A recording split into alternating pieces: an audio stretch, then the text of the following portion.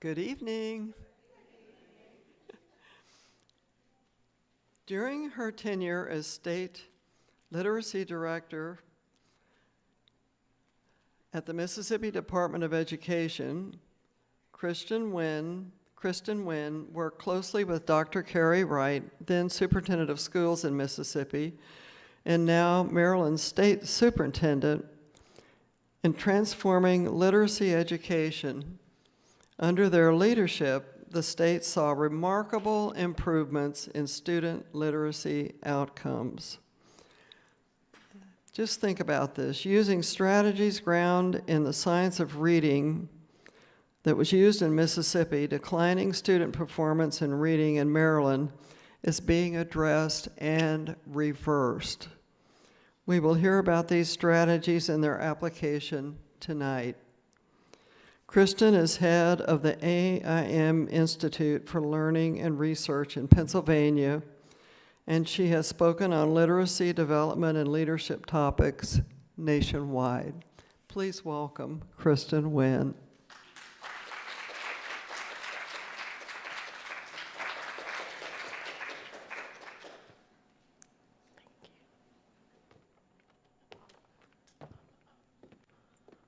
Thank you so much, Diana and Kate, and thank you all for having me tonight. I am coming, like I told the ladies, I'm coming from New Orleans this week, and I think I've crossed a couple of time zones. So I was on the West Coast at the beginning of the week. I was in New Orleans. I went home for a little while, and then I'm back on the East Coast. So next week is Thanksgiving. I'm thankful for some rest. But this topic, Eyes on Reading, is really near and dear to my heart. So let me just tell you a little bit about me before we get started. I've been doing this work for about 19 years. So I started off as a classroom teacher, first grade teacher. I was an interventionist, so I work with struggling students. And then it hit home for me. So I found out when my son was in third grade, he was diagnosed with dyslexia. And so he struggled to read.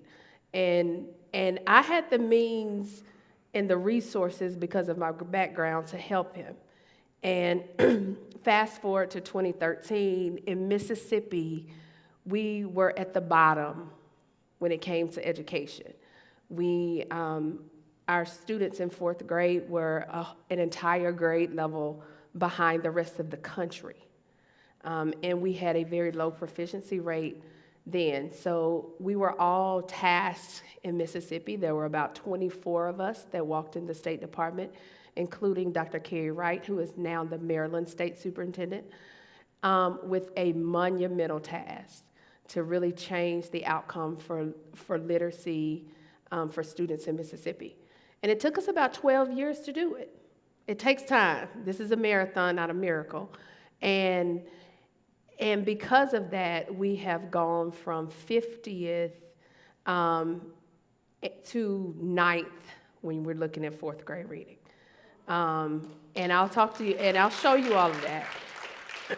It was a lot of hard work and a lot of dedication. And so I'm going to just show you what it took, because some of you I know are former teachers and former educators, and I got to have a great conversation with Diana and Kate, and we talked about how we learn to read. So I want you to think about how some of us learn to read and how what's happening now nationwide for a lot of our students is that our proficiency rates are low, and a lot of our students are struggling.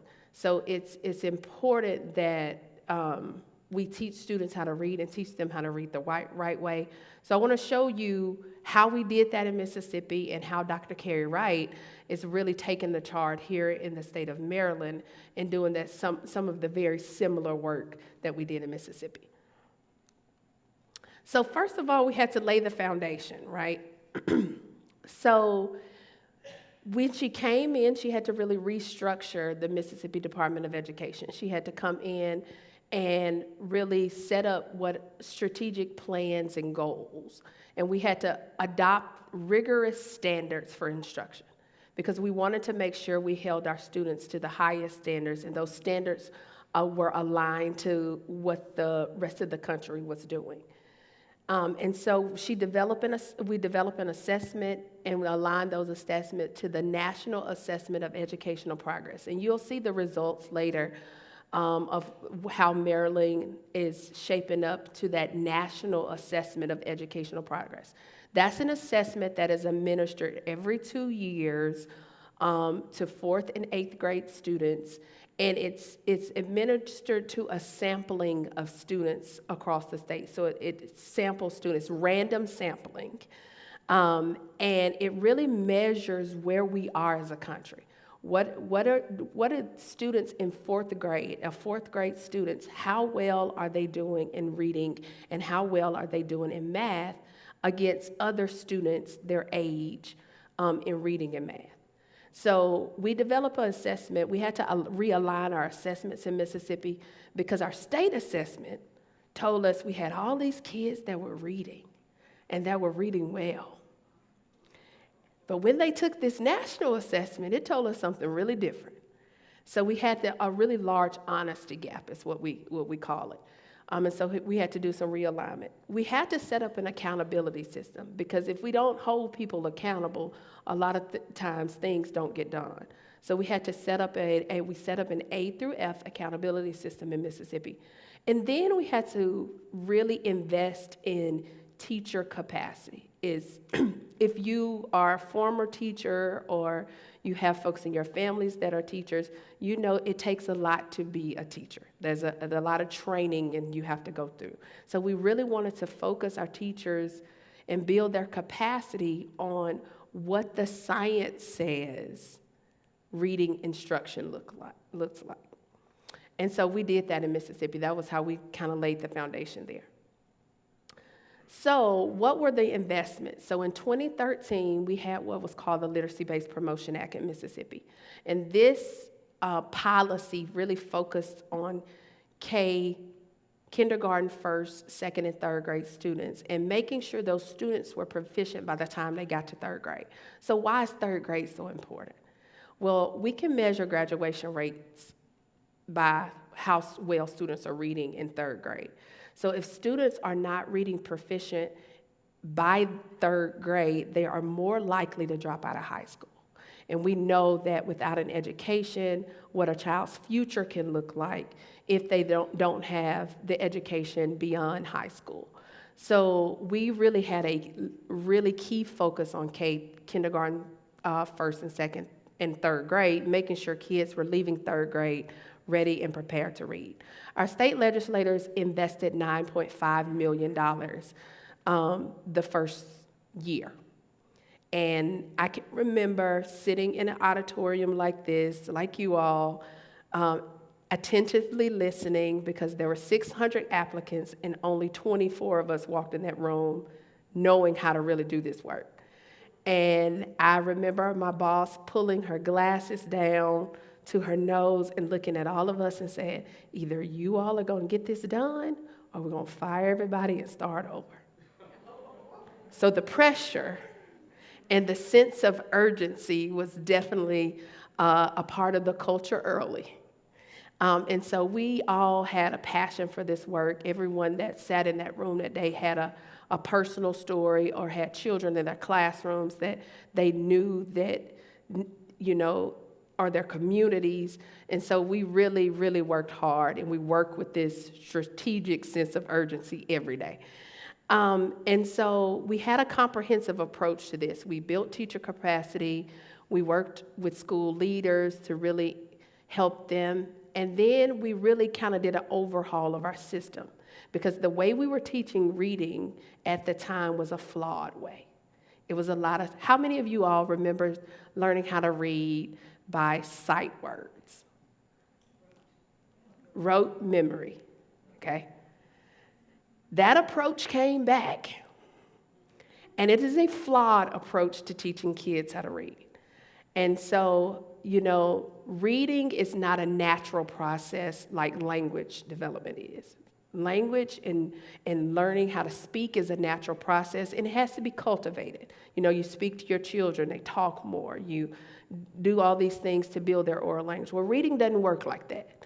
And we built a system in this country on that notion that reading did the same thing as language. Like kids kind of just learned how to read. Like if you exposed them to a lot of books and you showed them a lot of pictures and then you immersed them in the literature, they would learn how to read.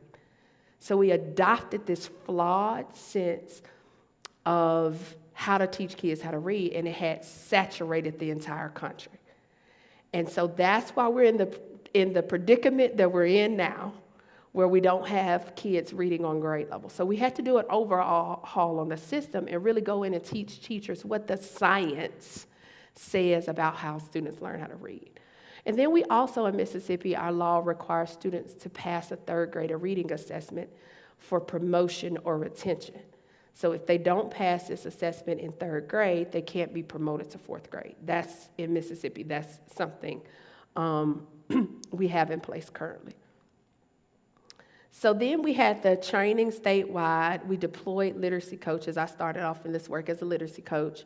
We had monitoring systems in place. That means if you're a child in Mississippi, you took a screening assessment 3 times a year starting in kindergarten. And so they would screen you to see if you had some gaps in reading. And then they would screen you again middle of the year and see did you grow? And then at the end of the year to see if you still had those gaps. We had this monitoring system in place because we wanted to make sure we're tracking students' progress and that students were doing well over time. And if they weren't doing well, we wanted to intervene early and correct the problem so that we set them up for success. And then we had a really robust parent communication plan because oftentimes parents are left out of this, and parents are very essential to this work. So we wanted to make sure we involved the parents early. They were really informed of everything that was going on, and they knew the law, and they really understood how the law would impact their student or a student that they had in kindergarten through third grade.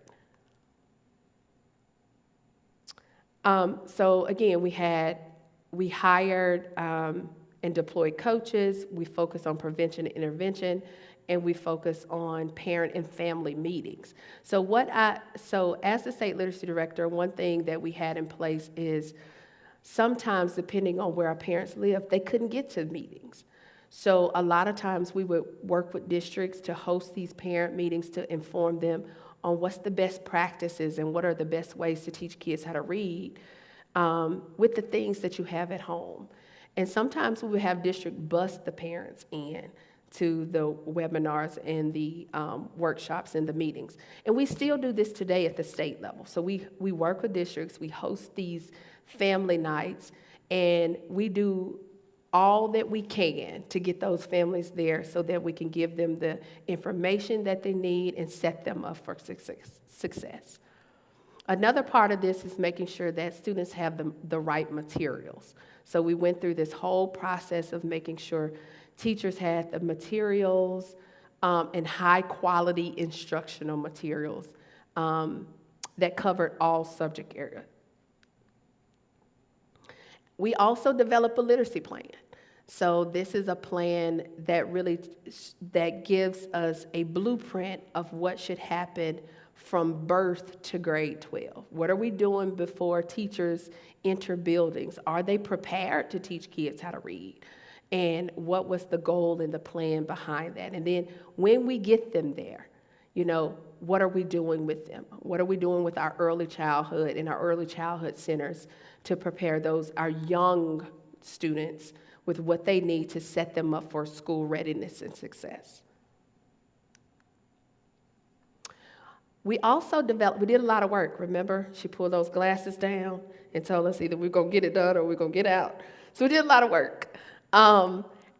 So we developed a site called strongreadersmississippi.com, and you can access that site and share it. It's a free site, and it has activities that we've created over the years, hundreds of activities, for students that are birth to 5th grade.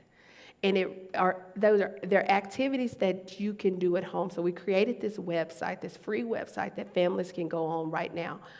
and really access all of these activities and strategies that they can do with their kids at home that align to the science of reading. Because we want to make sure what we're doing and how we're teaching kids to read align to what the science says is the right way to teach them to read. We also created family guides in multiple languages. And these family guides, we have them for kindergarten, we have them all the way through 8th grade, but they really outline English, language art, math, what students should be learning at each grade level and and it really explain the standards for learning at that grade level. So the standards drive what kids should learn at the end of a grade or a subject. This breaks down the standards and gives activities to teachers, it gives activities to parents, community leaders on what that looks like over the course of a grade level. So this is what we're really proud of here. Where we started, and I told you we were 49th in 4th grade reading, we're now 9th in 4th grade reading in Mississippi. We started 50th in 4th grade math, we're 16th. In Kids Count, which really looks at different areas, whether it's the overall well-being of our children and our educational system, we started off 48th, now we're 16th. We've increased our graduation rate in Mississippi from 75% to 89.2%. Now, if we drill down, because a lot of times we like to drill down those numbers and look at what that means, our African American students are number 3 in reading and math in the country. Our Hispanic students are number 1 in the country. And our economically disadvantaged students are number 1 in reading in the country and number 2 in math. So we have done a lot of work to really ensure our students have a bright future.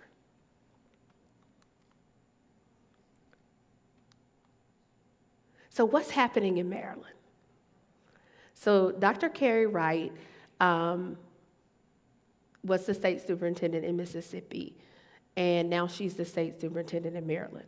And a lot of things that I just talked about that happened in Mississippi, she's taken those things and adjust them to the context of Maryland.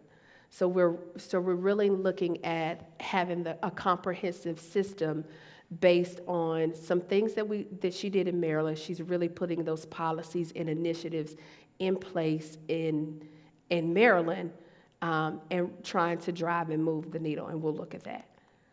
So what are some educational reform strategies that's happening right now in your state? So there's a comprehensive early literacy policy. I talked about that a little bit with Mississippi.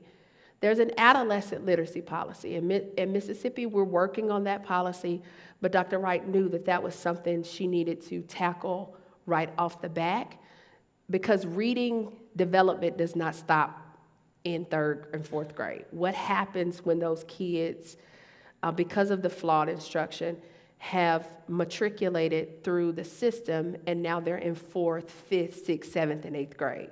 We have to make sure that they get the instruction that they need and the interventions that they need to also be successful. So she's advocating for an adolescent literacy policies. She's also pushing our math policy pre-K through 12. In Maryland, and I'll talk about this, Maryland is the only state, is one other state that now requires 60 minutes of math instruction as a part of their policy. So making sure that every kid gets that foundational math instruction every single day.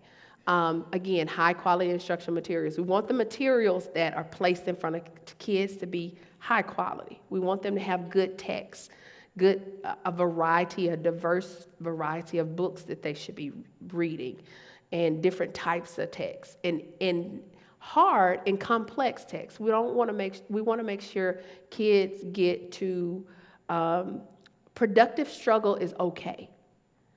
We want them to build their vocabulary and all of those things. So making sure that they have material in front of them that does that. And then professional learning for teachers in schools, and then aligning assessment and having an accountability system. So the early literacy policy in Maryland does very similar things as the one in Mississippi. There's curriculum adoption, there's an early warning system, there's evidence-based interventions that align to the science of reading, there's professional learning, and then the retention decision in Maryland is different than the one in Mississippi. We have an assessment. We don't focus on that assessment, but the assessment is a part of our law. In Maryland, the collaborative retention decision is based on parent consent. So there's a required parent consent that has to be in place if students are retained or don't meet grade level standards or grade level expectations at the end of third grade.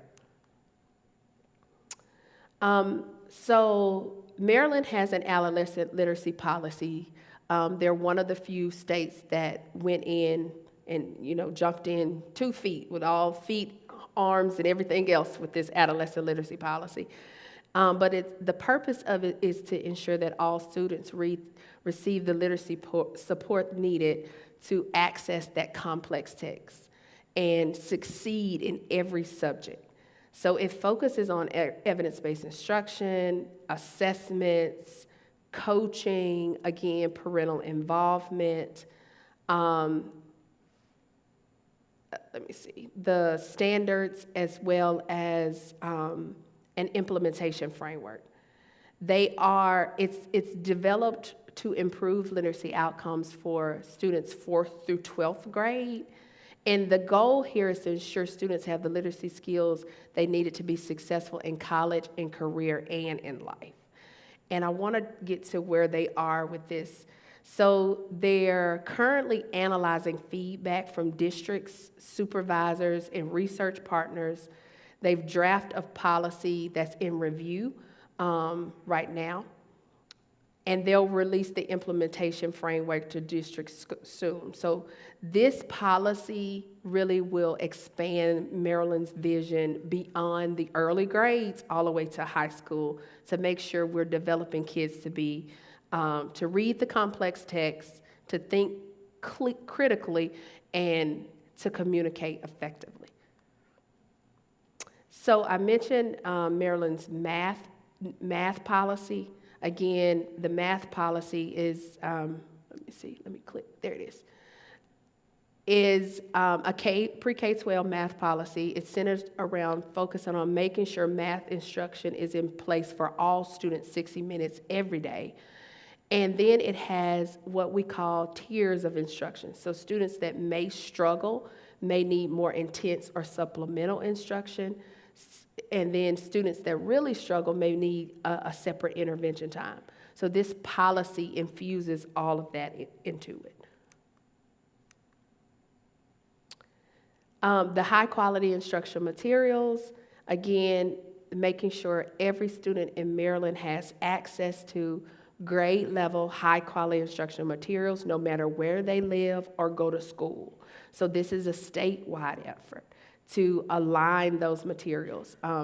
There's some recent research, well, it's not really recent, but it's some research that has come out about high school students sometimes receiving things that are significantly below grade level where they're reading. So they've never been exposed or given those complex texts to get them to where they should be and be ready for college and career. So we want to make sure kids have the materials that are in front of them, that it is really preparing them for what they'll see beyond secondary or beyond high school, post-secondary or for post-secondary instruction. The professional learning aspect of it is very similar to the professional learning in Mississippi. We want teachers in Maryland to have professional learning that's ongoing, similar to how doctors and others in their career have continuous learning throughout their career. This professional learning is designed in a variety of ways: workshops, courses, coaching, It's not a one-size-fit-all type of professional development that teachers receive, school leaders receive, district leaders receive, with the goal that ensure that all educators are equipped with the latest tools, strategies, and knowledge to meet the needs of today's students. So that's a part of the education reform in Maryland that's happening now. Am I clicking? There you go. Again, another thing that's happening in Maryland is the assessment.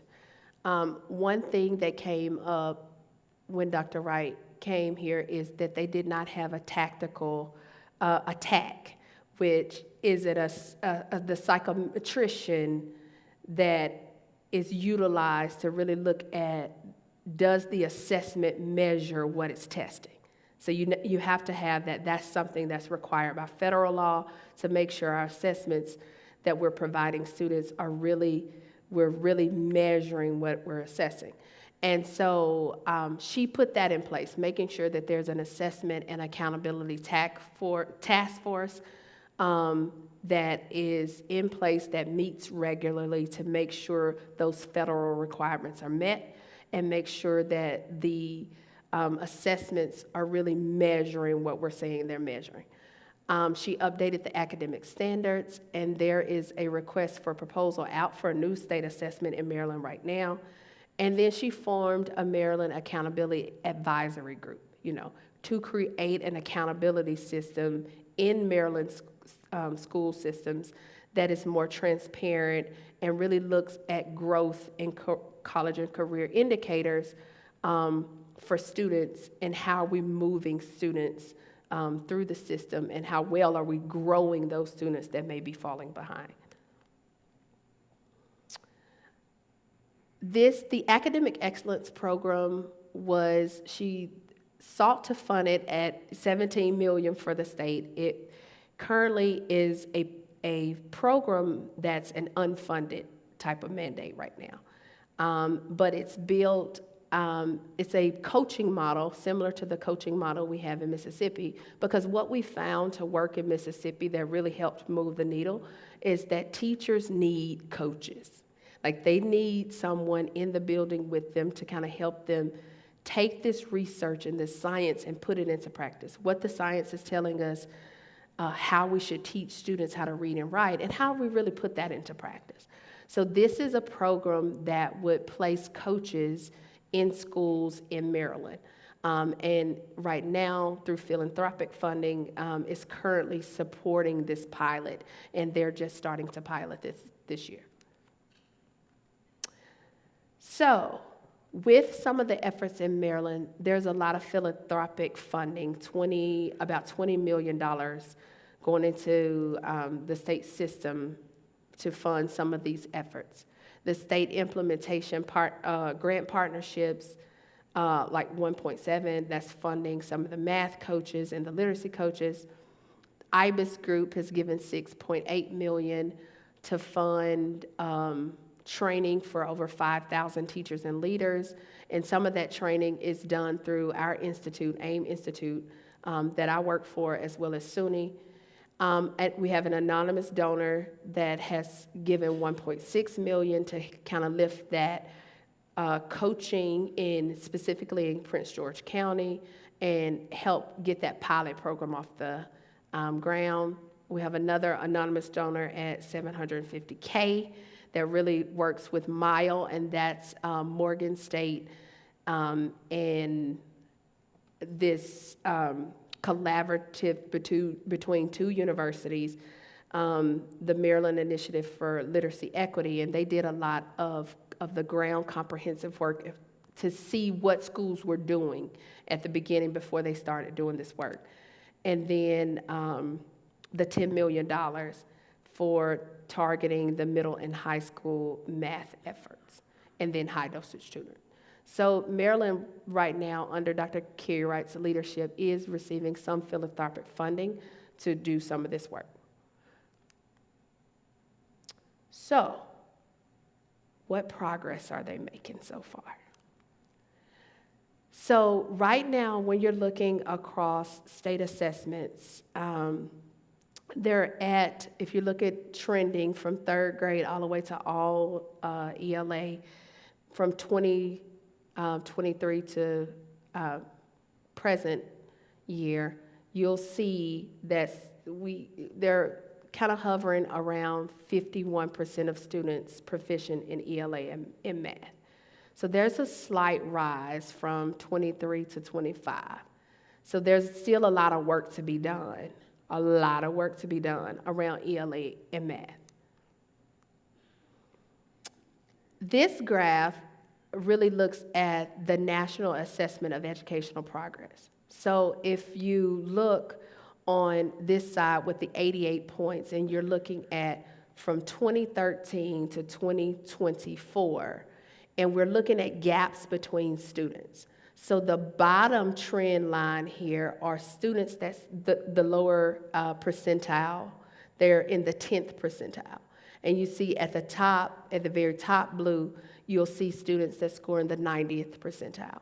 That gap from around 13 was about an 88-point gap. If we look at that distribution of scores from 2013 to 2024, we see that that gap has widened. And not only has it widened with students in Maryland, this gap has also widened with students across the country. So now you've gone from an 88-point gap to a 118-point gap between your students that score at the 10th percentile and then the students that are scoring in the higher, the 50th percentile and up.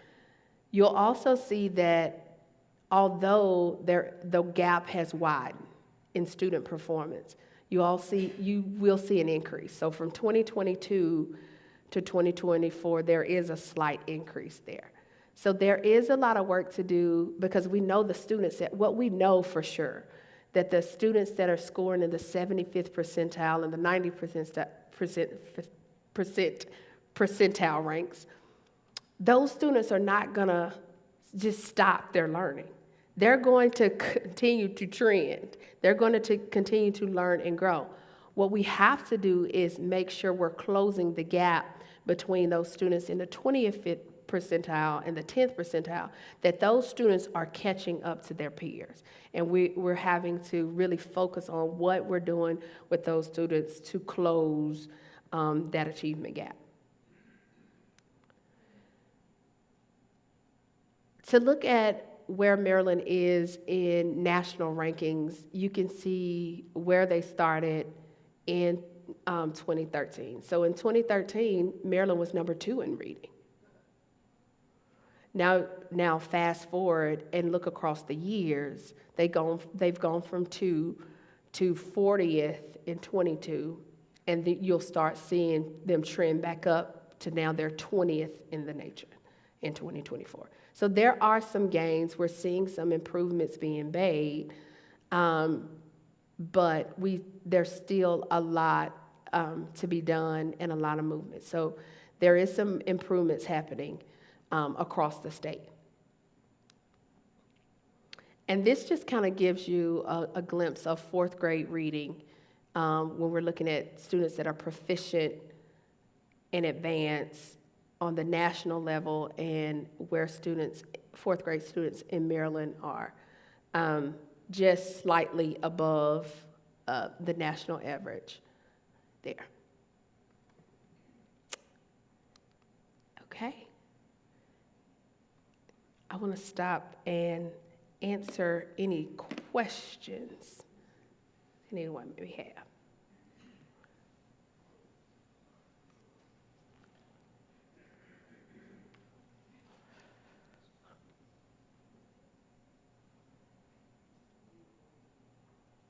I'm going to do my best to answer the questions.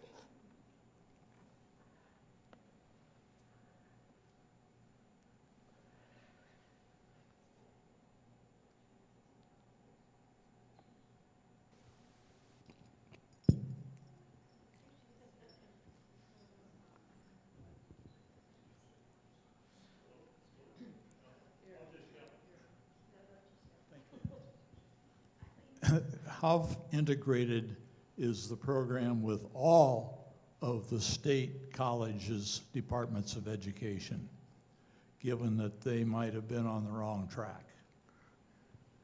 That is a great question. So the question was, how integrated is all of the state education agencies that may be on track? So 40 states, about 40 states have literacy policies now. So they are following suit to have these policies in place that are very similar to Maryland's. Some are very similar to Mississippi's. But here's where the issue lies. A policy is only as good as its implementation. So I can have a law in a state, but if I don't know how well to execute that policy within my state, then the outcomes fall through. So there are a lot of states that are moving in the right direction. I have to say, to be honest, we're moving in the right direction, but it's very slow. And a lot of times when these policies by legislators that oftentimes are bipartisan, I have to say that, are put in place, they don't take into account what the state education agency has to have in its structure to be able to execute it well. So you can't have one person like a state superintendent, and the state superintendent doesn't have the adequate staffing to execute on whatever the policy or law that's been put in place.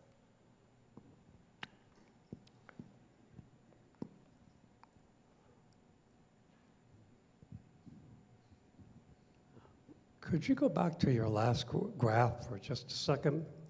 This one, What happened, well, no, that one right there. okay? What happened in 2013 when you start seeing things go down like that?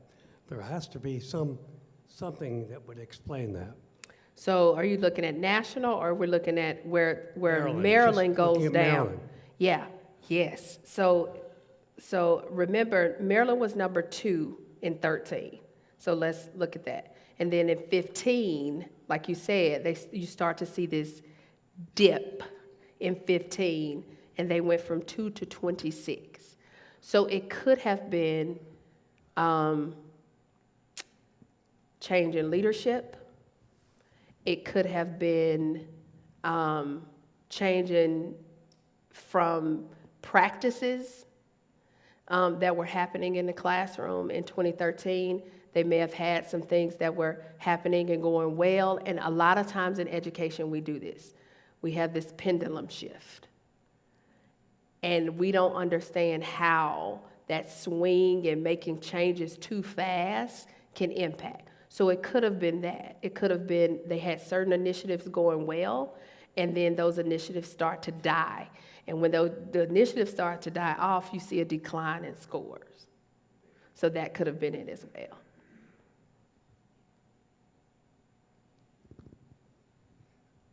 What's the effective size, number of students in the class?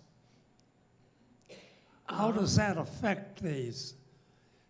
Large numbers of students in classes means the teacher has less time to spend with each teacher. Absolutely. You're absolutely So right. what is Maryland doing about that? Mm-hmm. So you're absolutely right. So if the classes, most states have policies where there's a teacher-student ratio. So one teacher can only have a certain amount of students.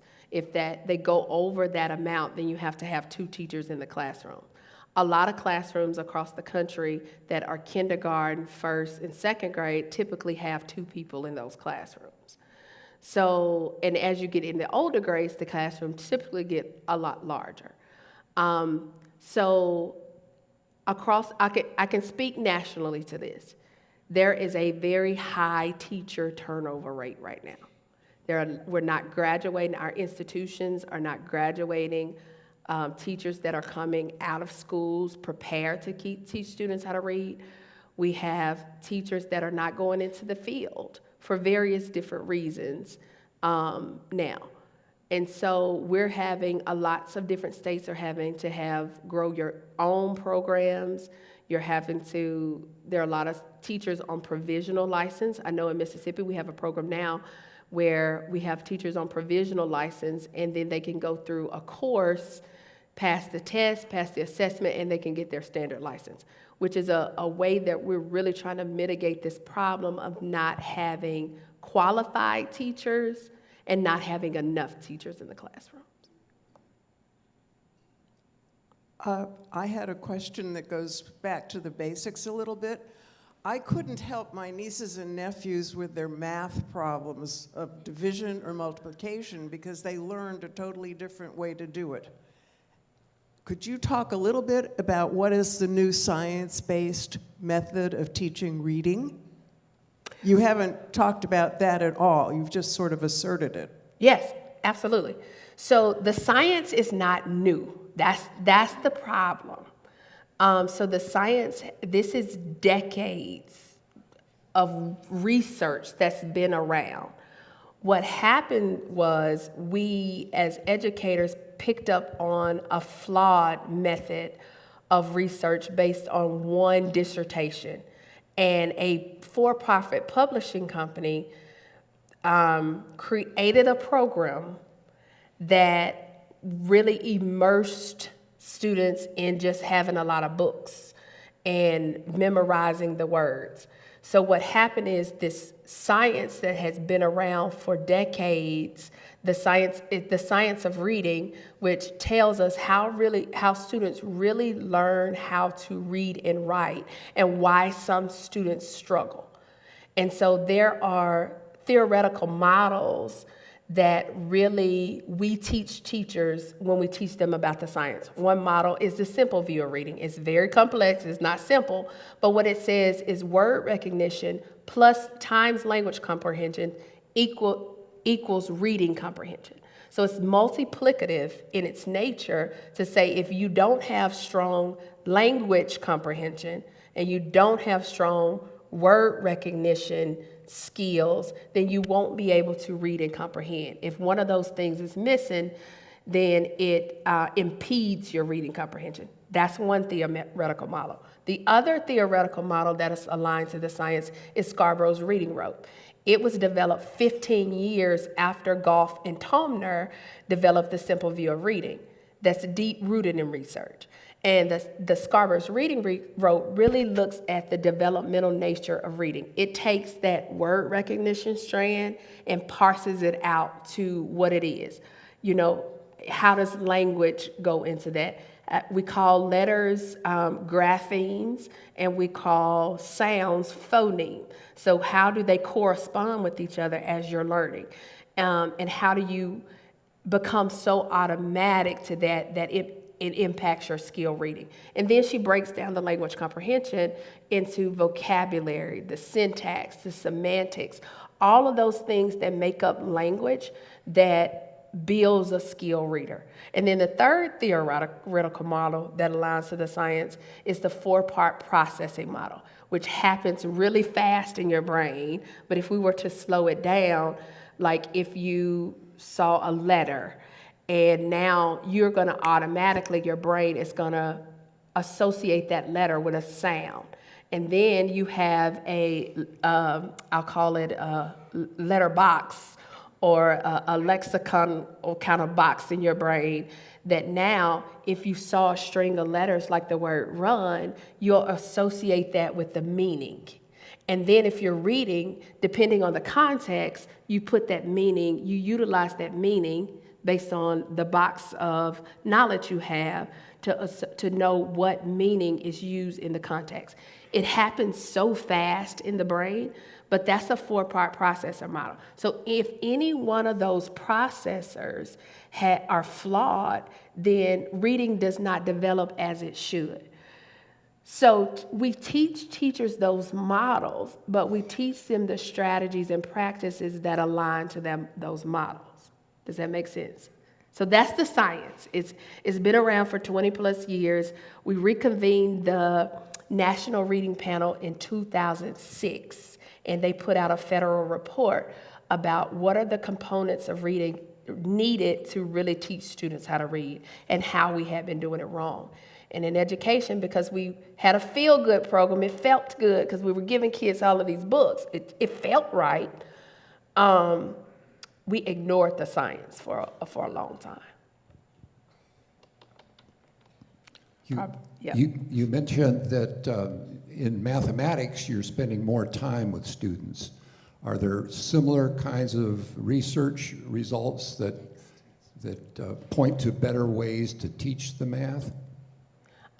Yes, and I think the lady in the back asked that about similar to math too, that a lot of the math that students are learning now, even my children, is a lot different than how we were taught math. And it's because the way that the standards are developed and those math standards that are driving that type of instruction. But with the math policy, they wanted to make sure, we wanted to make sure in Maryland that kids had 60 minutes, but that also they were not missing those foundational elements of math, like being able to add, simple addition, being able to subtract, understanding multiplication before you knew how to do this more complex type of math. And sometimes because the math now with those standards goes to the complex too fast, we miss what we found is we're missing those foundational things in math like that. And we have to make sure kids are getting that good foundation in math so they're able to do the more complex or have the most complex math skills, and that they're getting developmentally appropriate math. You mentioned the necessity of having outstanding achievements in reading and math for those students who are going on to college. I can think of another group which it might even be more important to, and that's the group that's not going to go to college and are going into trade schools and things like this. And we know that group is increasing in numbers rapidly at the present time, largely because of economic factors. Mm-hmm. You're absolutely right. And again, and I have another whole presentation on what it takes for that. So if I'm a mechanic reading a technical manual, the technical words in that manual, students still have to be able to read. And so exposing them to the high quality instructional materials even prepares them for whether they choose to go the trade route, whether they choose to go the traditional college route, or they're doing something else. We can't negate the fact that we don't teach all kids how to read. So when we're saying this, it depends on, it's not just for the kids that are going to college, it's for those kids that say, that's not what I want to do. I want to do something else. But that something else still is going to require me to learn how to read. I have students that in some schools that have made it to high school and can't pass their driver's test. A high schooler should not make it to high school not being able to pass their driver's test because they can't read. And if they can't, we have to do something about it. We can't just say it's too late because you've made it to high school. So that's why the adolescent literacy policy is there, to make sure no matter what grade level the kids are in, that we're catching them, we're intervening, and we're making sure we set them up for success. So this time frame of maybe 15 years, that same time frame, more students have a cell phone and tablets, and I assume that has had an impact. Have you been able to take advantage of that in any way in the reading program, or has it just been destructive? No, it actually has not been destructive. There's some research coming out of Harvard, actually some programs coming out of Harvard. Dr. Nadine Gabb, she's developed a program that uses the technology to help students at a very early age. And then we can look at, and her research really also points us to now that we can identify some things in kids as early as 18 months if they may be struggling or having some difficulties. And so she's developed a program. There are lots of different researchers whose research aligned to the science that have developed programs that integrate the technology. Into cell phones. But here's the thing. We don't want to overstimulate students and kids by saying the tablet or the cell phone will replace the teacher or a book or anything else like that either. So we want to make sure that there's a healthy balance of preparing them for the digital world and what's to come, but not overextending that resource to where they get further and further behind. The, And that's hard. the Virginia system went through a phase where the teachers were teaching to the test. Are you managing to avoid the teaching to the test syndrome? I love your questions, and you should go on the road with me because it takes everything in me to get superintendents to understand that that is a bad practice of teaching to the test. Tests, when we're looking at assessments and we're looking at standards, those are the end results, they're not the journey. They're where you want me to be by the end of a grade level or a subject. They shouldn't be how you get me there. And what's happening is they're taking these assessments, they're looking at where kids have the gaps, and they're taking the standards in isolation, to your point, and they're teaching that isolated standard. So I'll give you an example, 7th graders reading JFK's inaugural address. And the assessment is testing whether they can understand the central theme or message around that.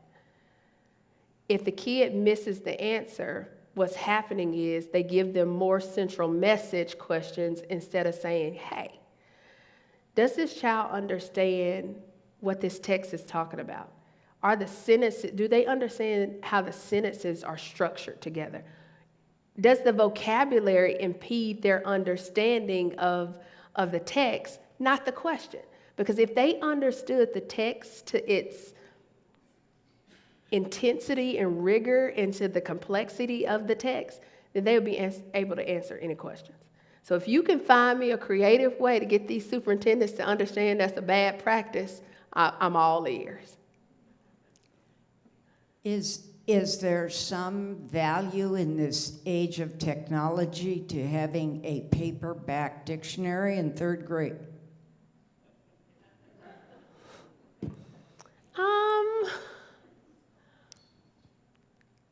Not really. They're not using, what I equate a dictionary to was maybe a bad practice that happened to me when I was in 3rd grade, where we got a list of vocabulary words on the board and we had to look up all the words in the dictionary and define them. That really didn't teach me the word. So I guess it would depend on what you were utilizing the dictionary to do and its intended purpose. Some of the schema, the scientifically based schema that you outlined for teaching, especially the 4-part one, which was the last one, seem to be better disposed than others for identifying problems that children may have. My question, specifically since you raised the one about dyslexia, is when you identify, are teachers trained to identify that at a very early stage in a student? And if they can, what is there available in the state of Maryland or indeed anywhere to do something to help that student? That's a great question. So a lot of these early literacy policies have companion dyslexia policies. Actually, in Mississippi, before our 2013 early literacy policy, we have a dyslexia policy that came in 1998. And we've iterated on it since then, and since really the science is evolving, let me just say that. And so a lot of times what's out in these dyslexia policies is that every child is screened for dyslexia in kindergarten and 1st grade. Once they're screened and they have characteristics that that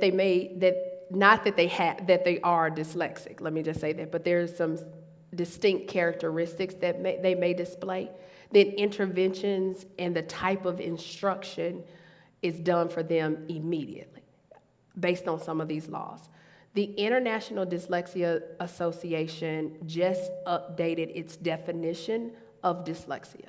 So we've had a definition they've had in practice, in use for quite a while, but because of the ever-evolving science of reading and the research and what we know now, then they have just updated that definition.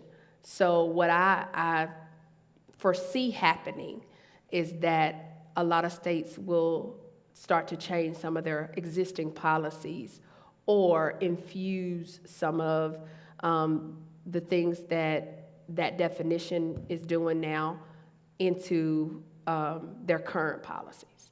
We do it in Mississippi as far as the screening, but a lot of times students are still falling through the gaps.